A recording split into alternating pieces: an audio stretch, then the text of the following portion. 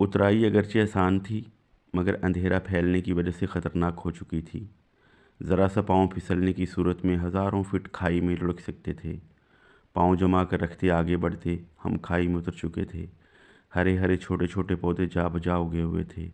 खाई ही खाई में घंटा भर चलते हुए हम ठंडे और मीठे चश्मे के पास पहुंच चुके थे, जहां सबने जी भर कर पानी पिया, मुंह पे छींटे मारे और थोड़ी देर के लिए उस चश्मे के किनारे पथरीली ज़मीन पर लेट गए। ठंडी यख हवा चल पड़ी थी। मैंने जैकेट दोबारा पहन ली। ऊँग आने लगी तो डंकर ने काफ़िले को चलने का हुक्म दे दिया। आसमां कामत पहाड़ों के दरमियान तारकीन वतन का काफ़िला चुस्त रवि से आगे बढ़ने लगा था कि अचानक सामने से फायर की आवाज़ ने सबके कदम रोक लिए। एजेंट ने आहिस्तगी से आगे बढ़ते रहने का फ़ैसला किया। अगरचे उसके फ़ैसले से कुछ लोगों ने इख्तलाफ किया, मगर उसने बताया ये बॉर्डर का मामूल है, इसलिए घबराने की ज़रूरत नहीं। एजेंट चूँकि पश्तून था, इसलिए उसने सबसे पहले पश्तो में और फिर टूटी फूटी उर्दू में बात की और सबको हौसला दिया। काफ़िला सुस्त रवि से आगे बढ़ने लगा था। रात की देवी ने अपनी स्याह जुल्फ़ें पूरी तरह बखेर दी थीं, इसलिए घुप अंधेरे में सर्दी की शिद्दत बढ़ गई थी। मोबाइल की लाइट्स ऑफ करा ली गई थीं। सिर्फ एक लाइट ऑन थी, जो एजेंट के मोबाइल की लाइट थी। खाई ही खाई में गिरते पड़ते कितार में चलते रात का पिछला पहर शुरू हो चुका था। सामने पहाड़ की चोटी के ऐन ऊपर एक बड़ा सा सितारा रोशन था। मैं कदम एहतियात से रखते हुए कभी कभार उसे देखता तो लगता वो मुसलसल मुझे देख रहा है। मुझे मुस्तफ़ा ज़ैदी का शेर याद आ रहा था, इन्हीं पत्थरों पे चल के अगर आ सको तो आओ, मेरे घर के रास्ते में कोई कहकशां नहीं है। झाड़ी से पाँव उलझ कर गिरने की वजह से मेरे दाएं पाँव में मोच आ गई थी और शदीद दर्द की वजह से चलना इंतहाई मुश्किल हो गया था। मुझे अच्छी तरह याद है, मैं मोच की वजह से सबसे पीछे चल रहा था। जब देखता काफ़िला आगे निकल गया है, कोशिश करके भाग कर काफ़िले से मिलता। इस दौरान एक और जगह पत्थर से ठोकर लगने के बायस गिरा और दूसरे पाँव में भी मोच आ गई। मेरे घुटनों पे शदीद रगड़ें लगी थीं, जिनसे खून रिस रहा था। बाएं हाथ की हथेली किसी नोकीले पत्थर के लगने से फट चुकी थी। वो रात वाकई ज़िंदगी की मुश्किल तरीन रात थी। मैं बार बार खुदा से कह रहा था, खुदाया ये नहीं कहता सफ़र आसान कर दे, बस मुझे हिम्मत दे, मैं ये मुश्किलात बर्दाश्त कर सकूं। दोनों पाँव में मोच की वजह से चलना तकरीबन नामुमकिन हो गया था। सुबह की हल्की हल्की पो फट रही थी जब हम एक बुलंदो वाला पहाड़ पर चढ़ रहे थे। जुनैद एक बार फिर मेरे साथ आ चुका था। क्या हुआ है? उसने मुझे लड़खड़ा कर चलते हुए देखा तो पूछा। मैंने उसे बताया मेरे दोनों पाँव में शदीद मोच आ चुकी है और मेरे घुटनों पर गिरने की वजह से शदीद दर्द है। ये देखो हाथ। मैंने हथेली आगे बढ़ाई तो वो परेशान हो गया। ज़ख्म से बहता हुआ खून पूरे हाथ पे जम चुका था। पहाड़ की चढ़ाई वैसे ही दुश्वार थी, मगर अब तो मेरे दोनों पाँव में मोच थी, इसलिए मैं बहुत आहिस्ता चल रहा था। कई एक जगह तो मुझे लगा मैं इस काफ़िले से बिछड़कर इन्हीं संगलाख पहाड़ों में रह जाऊंगा। बार बार आंखों के सामने खाई में गिरे हुए शख्स की लाश आ जाती। शायद उसके पाँव में भी मोच आई हो, जिसकी वजह से चलते हुए वो अपना तवाज़ुन बरकरार न रख सका हो। जब वो गिरा होगा तो कितने साथियों ने उसे देखा होगा। पता नहीं कहीं पहाड़ों में उसकी चीख गूंजी होगी कि चीख से पहले ही उसका सर पहाड़ के सख्त पत्थरों से टकरा कर पाश पाश हो चुका होगा। मेरी आंखों में बार बार उसके बिखरे हुए दिमाग की तस्वीर पेंट होने लगती। उसकी जगह अगर मैं होता तो क्या होता? यही ना कि मुझे सारी ज़िंदगी मेरे घर वाले ढूंढते रहते। मैंने चढ़ाई चढ़ते हुए बोतल से पानी का घूंट भरा तो लगा पानी का जायका खासा तल्ख है। मैंने पानी की बोतल को बड़े गौर से देखा। साफ शफाफ चश्मे का पानी था। शायद ये तलखी मेरे अंदर से कहीं हलक तक भर आई थी। तुलू होते हुए सूरज की पहली किरणें पहाड़ की चोटी पर वालेहाना इस्तकबाल कर रही थी। सामने और इर्द गिर्द बुलंदो बाला पहाड़ों का एक तवील सिलसिला था। मैंने जुनैद से पूछा, यार एजेंट ने कहा था 4-5 घंटे चलना है बस, क्या उसके 4-5 घंटे भी पूरे नहीं हुए? जुनैद हंस पड़ा, कहने लगा आज का सारा दिन भी चलना है, रात ईरान का बॉर्डर क्रॉस होगा। हाँ अलबत्ता दिन में थोड़ी देर आराम करेंगे। मेरा हौसला तो जैसे एकदम पस्त होने लगा। घुटनों का दर्द बढ़ गया था और पाँव में तो जैसे जान ही नहीं रही थी। मैंने तुलू होते हुए सुर्ख सूरज की तरफ भर्राई आंखों से देखा और कहा, तू गवाह रहना मैं किन नज़ीयतों से गुज़र रहा हूँ। 9:15 के करीब एक खाई में काफ़िले को रुक जाने का सिग्नल दिया गया। मैं और जुनैद एक साथ ही बैठ गए थे। जुनैद के साथ उसका एक कज़न चौधरी शम्स और उसके गांव के एक लड़का आदिल भी था।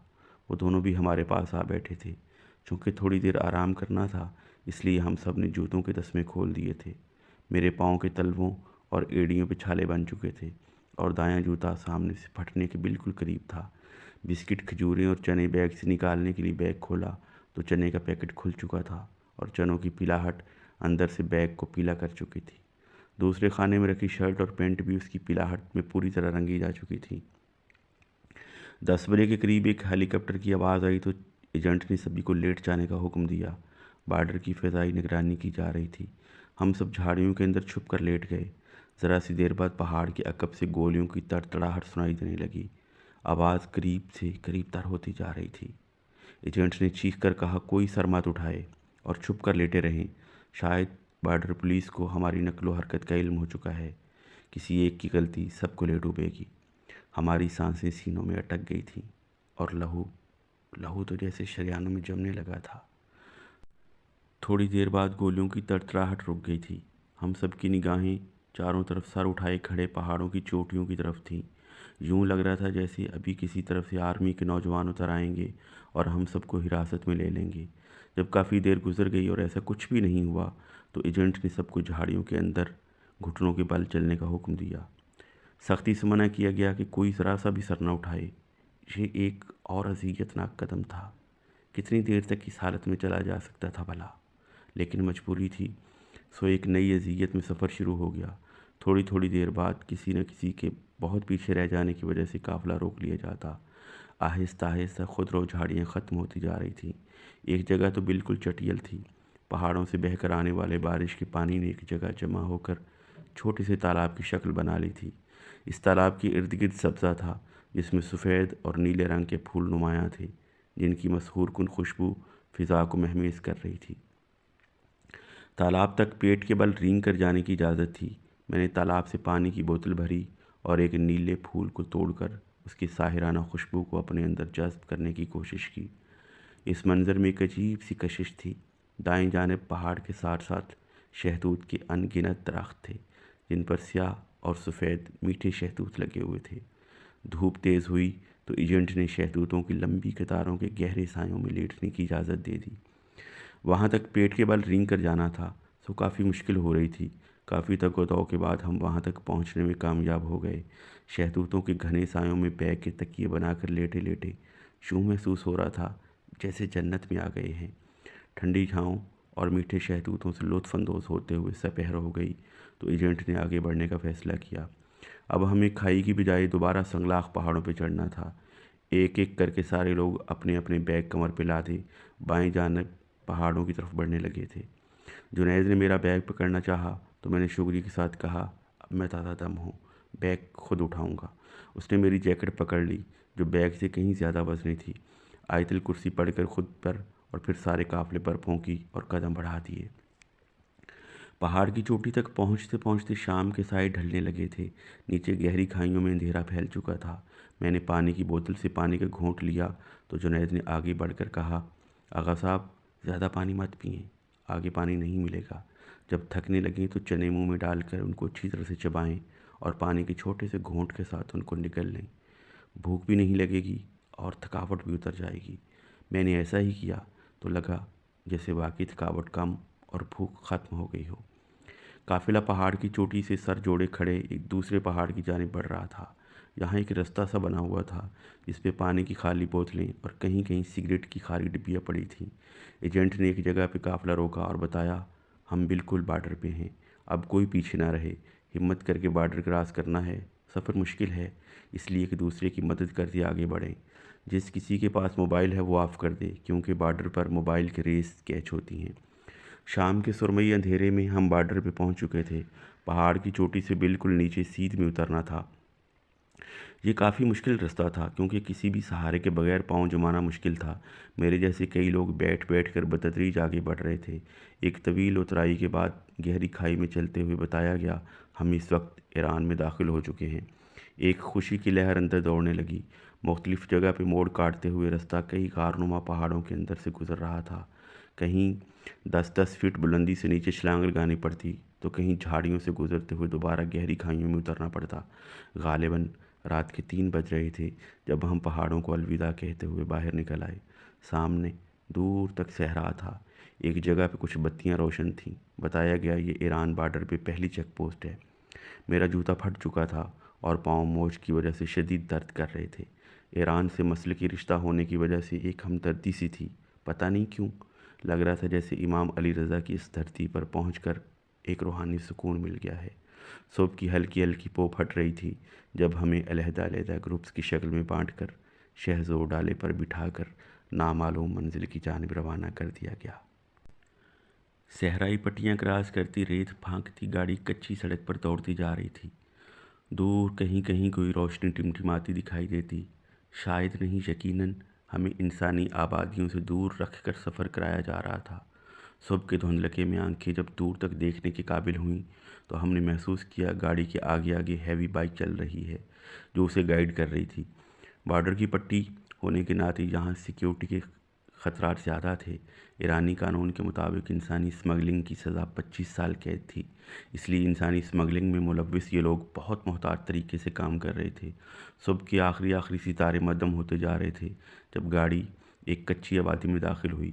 مٹی سے بنے مکانات، چھوٹی چھوٹی کچی دیواریں، پہلی گلی میں ہی گاڑی رکی اور ہمیں اتر کر گھر کے اندر داخل ہونے کو کہا گیا۔ ریت اڑتی دھول سے ہمارے ہاتھ، چہرے اور کپڑے بری طرح اٹے ہوئے تھے۔ مٹی سے بنائے گئے 2 بڑے کمروں پہ مشتمل اس گھر کی بیرونی دیوار کافی اونچی تھی۔ صحن میں پانی کا ایک پرانا کنواں تھا جس کے اندر دور گہرائی میں پانی چمک رہا تھا۔ بائیں جانب کے کمرے کا دروازہ کھول کر اندر بیٹھنے کو کہا گیا۔ اندر 40-50 لوگ پہلے سے موجود تھے۔ فرش پر کھجوروں کے پتوں سے بنی صفیں بچھی ہوئی تھیں۔ جوتے اور جرابیں اتار کر شاپروں میں بند کر کے اپنے بیگ میں ہی ڈالنے کا حکم سنا دیا گیا۔ بھوک سے برا حال ہو رہا تھا، سبھی اپنے اپنے بیگ سے کھجوریں، چنے اور بسکٹ نکال کر کھانے لگے تو پہلے سے موجود لوگوں نے بتایا ابھی تم سب کو کھانا ملے گا، اس لیے یہ سب مت کھاؤ۔ کچھ ہی دیر میں ٹیشو پیپرز کی طرح باریک، لمبی اور چکور روٹیاں لا کر دے دی گئیں۔ کیچپ میں بنائے گئے آلووں کا سالن پہلی مرتبہ دیکھا۔ بھوک سے برا حال تھا اس لیے جیسے تیسے پیٹ بھرا گیا۔ تھوڑی دیر میں اس گھر کا مالک آ گیا۔ وہ ایک درمیانے قد کا ادھیڑ عمر بلوچی شخص تھا جس کے چہرے پر کرختگی کے واضح آثار تھے۔ اس نے آتے ہی کرنسی چینج کرنے کا کہا۔ پہلے سے موجود کچھ پاکستانیوں نے بتایا یہ زبردستی کرنسی چینج کرنے کا کہے گا اور ریٹ بہت کم دے گا، اس لیے کرنسی چینج مت کرانا۔ کرنسی چینج کرانے کے آرڈر کے بعد ہم لوگوں کی طرف سے مایوسی ہوئی تو اس نے اپنے ساتھی کی مدد سے تلاشی لینی شروع کر دی۔ میرے پاس پاکستانی 40-42 ہزار تھا اور 5-5 ہزار کے کچھ نوٹ تھے۔ میں نے وہ نوٹ صف کے نیچے چھپا لیے تاکہ تلاشی کی صورت میں کچھ نہ ملے۔ تلاشی لینے کے بعد ہم نئے آنے والے لوگوں کو پرانے لوگوں سے الگ کرنے کے لیے کمرے سے باہر دیوار کے ساتھ خاموشی سے بیٹھنے کو کہا گیا۔ سب اپنے اپنے بیگ اٹھا کر کمرے سے باہر دیوار کے سائے میں آ بیٹھے۔ ایک بار پھر تلاشی شروع ہو گئی۔ میں نے اب کے پیسے جوتے کے تلوے کے نیچے رکھے تھے۔ سرسری سی تلاشی کے بعد ہمیں ایک کم عمر لڑکے کے رحم و کرم پر چھوڑ دیا گیا۔ اس کی عمر یہی کوئی 12-13 سال ہوگی۔ وہ سب کے چہرے غور سے دیکھتا اور پھر اپنی مرضی سے اٹھ کر کسی ایک کو زور سے ٹھڈا مار کر بلوچی میں پیسے نکالنے کو کہتا۔ ہم 30-35 لوگ اس ایک لڑکے کے سامنے بہت بے بس لگ رہے تھے۔ میری کمر میں زور سے ٹھڈا مار کر جب مجھے پیسے نکالنے کا کہا گیا تو مجھے اپنی بے بسی پر شدید رونا آیا۔ بے وطنی اور بے بسی بھی کیا اذیت ہوتی ہے۔ ہم مجبور تھے، کچھ کر نہیں سکتے تھے۔ اس لڑکے سے ہاتھا پائی کا مطلب اپنے آپ کو خود مصیبت میں مبتلا کرنا تھا۔ جب میں نے اسے اشارے سے کہا میرے پاس کچھ نہیں تو اس نے میرے بیگ کی تلاشی لی اور پھر میری جیبیں اور جرابیں ٹٹولنے کے بعد کرسی پر جا بیٹھا۔ دھوپ کی شدت تیز ہو رہی تھی۔ 10-10:30 بجے کے قریب ہمیں ایک بار پھر کمرے میں بیٹھنے کو کہا گیا۔ میری کمر میں ابھی تک درد تھا، ہاتھ پر لگے زخم کا درد، دونوں پاؤں کے موچ کا درد، گھٹنوں پہ لگی رگڑوں کا درد، جانے کیوں آنکھوں میں نمی تیرنے لگی۔ کبھی کبھار انسان کتنا مجبور ہو جاتا ہے، وہ کچھ کرنے کی پوزیشن میں ہی نہیں ہوتا۔ میں نے دل ہی دل میں مشہد مقدس کی طرف منہ کر کے شکوہ کیا۔ شہنشاہ، آپ تو غریب الغربا ہو، آپ تو معین الضعفاء والفقراء ہو، پھر آپ کے وطن میں مجھ بے وطن پہ یہ ظلم کیوں؟ ایک لمحے کو آنکھیں چھلکیں مگر پھر اطمینان ہو گیا کہ دکھ سنا دیا ہے۔ سپہر ہوتے ہی ہمیں گلی میں کھڑے شہزور ڈالے پہ سوار ہونے کو کہا گیا۔ ہم 30-35 لوگ سوار ہو کر بیٹھ رہے تھے کہ کہا گیا کھڑے ہو جائیں، اور جب وہ لڑکا بشی کہے گا تب بیٹھنا ہے، اور جو جہاں بیٹھ گیا پھر وہ اپنی جگہ سے ہلے گا نہیں۔ مجھے اندازہ تھا درمیان میں کہیں پھنس گیا تو پھنسا رہ جاؤں گا، اس لیے میں نے ایک سائیڈ کا رخ کیا۔ لڑکے نے بشی کہا تو سب ایک دوسرے پر ایک دم گر گئے۔ کچھ لڑکے کھڑے ہی رہ گئے کیونکہ افراد کی نسبت جگہ بہت کم تھی۔ دوبارہ اٹھنے کا حکم صادر ہوا اور پھر بشی کہہ کر بیٹھنے کا کہا گیا، مگر پھر وہی ہوا، اب کہ وہ لڑکا گھر کے اندر سے لوہے کا راڈ اٹھا لایا تھا۔ جو کھڑا تھا یا زیادہ جگہ گھیر رہا تھا اس پر راڈ برس رہا تھا۔ ایک بار پھر کھڑا کر کے بشی کہا گیا اور ایک دوسرے پر سب گر گئے۔ نیچے والے بار بار اوپر والے کو اٹھنے کا کہہ رہے تھے۔ اوپر والا اٹھتا تو راڈ اس کے ہاتھ یا کمر پہ پڑتا۔ گاڑی سٹارٹ ہوئی تو سب نے شکر کیا۔ گاڑی کے آگے آگے ہیوی بائک گاڑی کو کنٹرول کر رہی تھی۔ ایک بار پھر صحرا تھا، ریت تھی اور ہم تھے۔ کچے مکانات کہیں بہت دور پیچھے رہ گئے تھے۔ صحرا میری شاعری میں ہمیشہ ویرانی کے استعارے کے طور پر استعمال ہوا تھا، مگر ویرانی اور دربدری کی یہ صورت میرے وہم و گمان میں بھی نہیں تھی۔ دور دور تک کوئی آبادی تھی نہ درخت، بس ایک صحرا تھا تا حد نگاہ۔ گاڑی صحرا کی ریت پھانکتی 2-2.5 گھنٹے بعد ایک کچے رستے پر آ چکی تھی۔ تھوڑی ہی دیر ہوئی تھی کہ گاڑی کا ٹائر پنکچر ہو گیا۔ ڈرائیور نے گاڑی روکی اور پھر تیزی سے گاڑی موڑ کر ایک طرف گاڑی بگانے لگ گیا۔ 15-20 منٹ کی مسافت کے بعد ایک ورکشاپ کے اندر گاڑی روکی گئی۔ ورکشاپ کیا تھی؟ ایک بڑا سا کچا مکان تھا جس کے گرد مٹی کی بہت بڑی دیوار تھی۔ صحن میں بہت سی کھٹارا قسم کی گاڑیاں کھڑی تھیں۔ ہمیں نیچے اترنے کو کہا گیا تو اللہ کا شکر ادا کیا کہ شل ہوئی ٹانگوں کو کچھ دیر سکون کرنے کا موقع ملا۔ ٹائر بدلتے ہی دوبارہ گاڑی کچے رستے سے ہو کر صحرا میں آ گئی۔ ایک بار پھر تا حد نظر صحرا تھا۔ شام کے سائے پھیلنے لگے تھے جب گاڑی ایک چھوٹی سی سڑک پر آ گئی تھی۔ ہیوی بائک اسی طرح کنٹرول کر رہی تھی۔ ایک موڑ مڑتے ہی گاڑی ایک پرانے گھر کے اندر جا کر کھڑی کر دی گئی اور بتایا گیا کہ آگے پولیس کنٹرول کر رہی ہے، لہذا کچھ دیر رکنا پڑے گا۔ وہاں موجود لوگ کرنسی تبدیل کر رہے تھے۔ میں نے 1000 کا پاکستانی نوٹ دے کر 4000 روپے ایرانی لے لیے۔ شام ہوتے ہی گاڑی دوبارہ چل پڑی، لیکن اب کی گاڑی صحرا میں نہیں سڑک پر چل رہی تھی۔ تقریباً رات کے 10-10:15 بجے کے قریب پولیس نے گاڑی کو کنٹرول کر لیا۔ ہمیں گاڑی روک کر فوری طور پر چھلانگیں لگا کر کھیتوں کی جانب بھاگ جانے کا کہا گیا۔ ہم سڑک کے دائیں کنارے کی جانب بھاگے۔ اندھیرے میں تیز بھاگتے ہوئے کئی بار گرے اور پھر کوئی 2 ایکڑ کی مسافت پر سب زمین پر لیٹ گئے۔ 2-2.5 گھنٹے ہم مسلسل زمین پر لیٹے رہے۔ پولیس کی گاڑیوں کی مخصوص لائٹس سڑک پر گشت کر رہی تھی۔ یہ سڑک 90 کے زاویے پہ تھی۔ جہاں موڑ بن رہا تھا عین اسی جگہ سے ہم 2 ایکڑ کے فاصلے پہ تھے۔ ہمارے ساتھ ایک ایجنٹ بھی تھا، مگر وہ ہم سے الگ اکیلا لیٹا ہوا تھا، جس کے بارے میں ہم سب قطعی لا علم تھے۔ 2-2.5 گھنٹے بعد اسے جب ڈرائیور کی کال آئی کہ پولیس نکل گئی ہے تو اس نے سب کو آوازیں دے کر اکٹھا کیا اور شمال کی جانب روڈ کی سمت بڑھنے لگا۔ گاڑیوں کی آمد و رفت اگرچہ کم تھی مگر مسلسل تھی۔ زمین سے سڑک کوئی 4-5 فٹ اونچی تھی۔ ہم سب بالکل قریب جا کر بیٹھ گئے۔ سڑک سے گزرتی ہوئی گاڑیوں کی لائٹ سڑک سے نیچے نہیں آ رہی تھیں۔ ہم اندھیرے میں بالکل سڑک کے قریب تھے۔ ایک بار پھر ایجنٹ کے فون کی بیپ بجی تو اس نے اٹھ کر سڑک کا جائزہ لیا اور ہم سب کو تیار رہنے کا کہا۔ گاڑی بالکل قریب آ چکی تھی۔ 10 سیکنڈ سے بھی کم وقت میں ہم سب گاڑی پر سوار ہو چکے تھے۔ یہ ایک مخصوص قسم کا منی ٹرک تھا جو شاید سامان لانے اور لے جانے کے لیے استعمال ہوتا ہوگا۔ ٹرک تیزی سے چل پڑا۔ موسم خاصا خنک ہو گیا تھا اور چھت نہ ہونے کی وجہ سے ہم سب کے دانت بج رہے تھے۔ مسلسل 3-4 گھنٹے سفر کے بعد ہمیں ایک ویرانے میں اتار دیا گیا۔ بتایا گیا آگے پولیس چیک پوسٹ ہے، لہذا چیک پوسٹ کو احتیاط سے پیدل کراس کرنا ہے۔ یہ ایک صحرائی پٹی تھی جس میں جا بجا صحرائی پودے اور جڑی بوٹیاں اگی ہوئی تھیں۔ دور بائیں جانب ایک چیک پوسٹ تھی اور چیک پوسٹ پہ نصب ایک تیز روشنی اس صحرائی پٹی کے گرد گھوم کر مسلسل چکر مکمل کر رہی تھی۔ جب وہ روشنی ہماری طرف آتی ہم سب لیٹ جاتے اور جب گزر جاتی ہم چلنے لگتے۔ اندھیرے میں بار بار پاؤں صحرائی پودوں اور جڑی بوٹیوں سے الجھ رہے تھے۔ کئی بار گرتے اور پھر اٹھ کر چل پڑتے۔ روشنی کافی دور تھی اس لیے پکڑے جانے کا احتمال کم تھا، مگر احتیاط اپنی جگہ جاری تھی۔ رات کے 4 بجے کے قریب ہم اس صحرا سے نکل کر ایک خشک نہر کے اندر چل رہے تھے۔ نہر کے کنارے سے ذرا سا ہٹ کر چیک پوسٹ تھی۔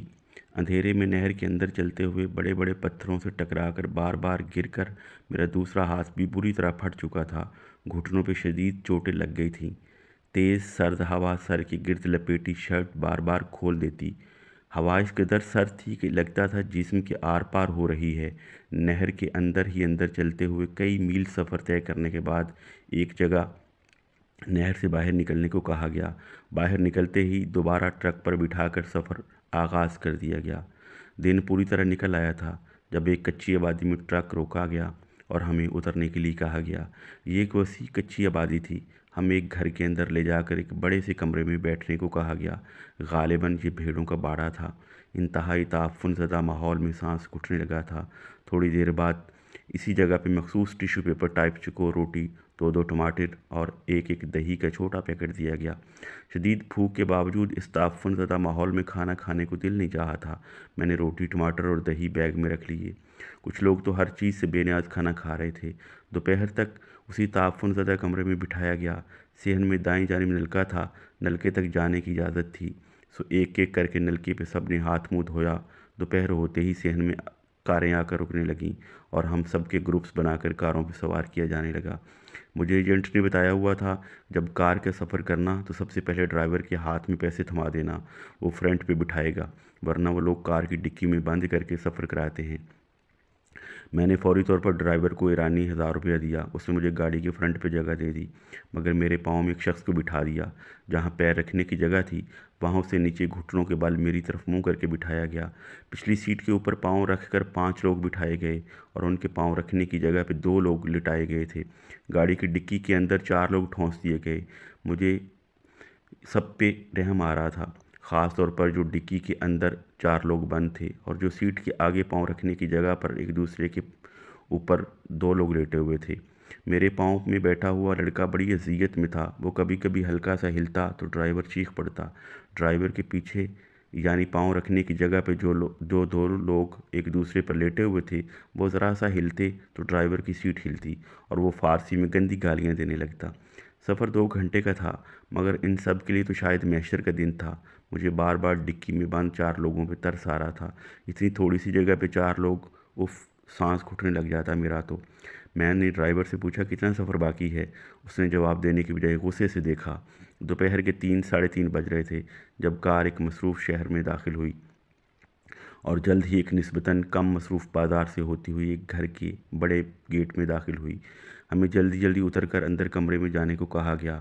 اندر بہت سارے مسافر موجود تھے۔ میں نے بیگ سے کھانا نکالا اور کھاتے ہی لکڑی کے اسی خستہ سے کمرے میں دری پر لیٹ گیا۔ لیٹتے ہی آنکھ لگ گئی۔ شام ہوتے ہی دوبارہ گاڑی میں بٹھایا جانے لگا۔ مجھے ڈرائیور نے ڈکی میں بیٹھنے کو کہا کیونکہ فرنٹ اور پچھلی سیٹ بک ہو چکی تھی۔ یہ سب اتنی جلدی ہوا کہ مجھے ڈرائیور کو پیسے دینے کا موقع ہی نہ ملا۔ میں نے ڈرائیور کو 1000 روپیہ تھماتے ہوئے کہا مجھے ڈکی میں نہ بٹھائے۔ اس نے پیسے لیے اور سیٹ سے ایک لڑکے کو اٹھا کر ڈکی میں زبردستی ٹھونس دیا۔ اب ڈکی میں 3 لوگ تھے۔ گاڑی تیزی سے نکلی اور شہر کی خوبصورت اور وسیع سڑکوں پر دوڑنے لگی۔